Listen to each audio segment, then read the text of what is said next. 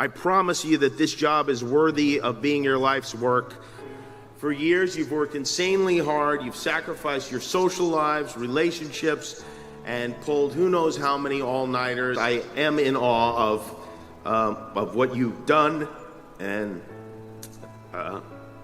well, you've dedicated yourselves to helping others and to making their lives better and healthier and longer, and sometimes saving them altogether. Some people, of course, you won't be able to save, but every day you will be actively and specifically making this world a better place. And that's something a lot of people talk about, but you won't need to talk about it because you do it, and you'll be doing it, and you have my respect, my admiration, and my gratitude for that.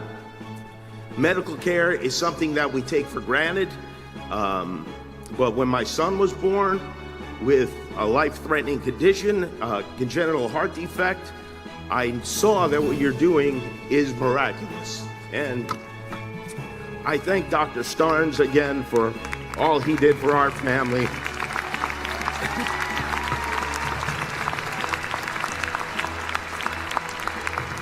A friend of mine said, who's a doctor, said, medicine is magic for adults, and it is. It is magic that's made possible my son to have a healthy life and to grow and to even bite me on the nipple really hard last week for no reason at all. I did nothing to him. Medicine made that possible. Children's Hospital made that possible. You will make that possible for other parents. And as doctors, you will have not only the opportunities to speak out, but also the authority to speak out. And I hope that you will have the courage to, and I know you will. Because you didn't become doctors to help people who have the right insurance or can cover the copays. You got into this to help other people based on need, and you deserve a support system that lets you do that regardless of our national circumstances. Make no mistake, you should still make a lot of money for doing it.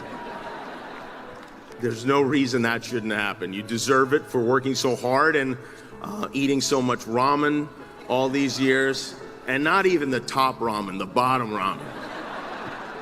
You deserve every penny you get. But do be kind, be compassionate, caring and understanding. Teach your patients. Doctor means teacher, right? Teach the techs and the students. Handle your fellow humans gently. And listen, that's really all we want, is we want a doctor to listen and act like he or she cares. We don't expect you to have all the, we do expect you to have all the answers. And by the way, after all the money you spent on school, you should have some of the answers, for sure. But if you don't, just fake it. We don't know what you're talking about. Just use words like dysphagia and we will nod. And my final piece of advice is this, is to take care of yourselves. You're going to be saddled with a lot of stress, taking care of others. People depend on you for their well-being and their lives. You'll be dealing with frightened, sometimes angry patients. The life you've chosen is consequential.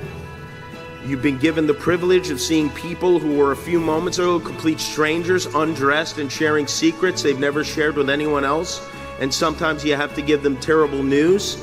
It's a stressful job, being responsible for other people's lives, and most of your marketing friends and your writer friends and your lawyer friends are not going to understand it. So lean on each other, because all of you will, in the next 3 to 7 years, have a hard time. It will be hard. Doctors need doctors too.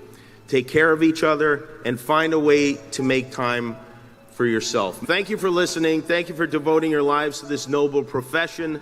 Thank you for all the hard work you've done and the hard work you're going to do. Nothing is more important than this. I promise you that this job is worthy of being your life's work. Thank you for helping others. And I don't know when the peace sign became fight on, but fight on.